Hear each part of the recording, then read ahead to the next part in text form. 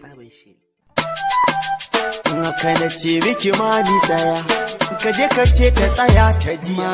Mami, ga wata zuciya ta mace a suwo, ki taimaka mini, ki ɗace zaki ban agaji a suwo.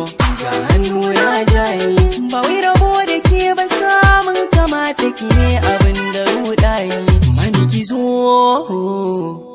ina da ke na wuce kyara, 'yan mata duk a kai su shara, ba wanda za na yi wa kara ke ɗayyaki yin ishe ne kauna. San ki ɗanye na sa a raina, shi ne ke da na barna, har ya taɓa man gani da jiya, babu ke gane kaina.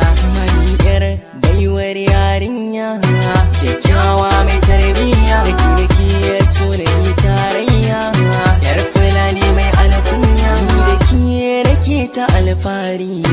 Karki manta alkawari sun da mami iya ta gari, mai kyan nunawa a gari. Ba zan ba kowa ke ba, inda yana da saurarai. Ba zan bari a kwacen ke ba, inda gangar jikina da kai. Ashe da ke ya gamu, ke rikici har na ga ya damu.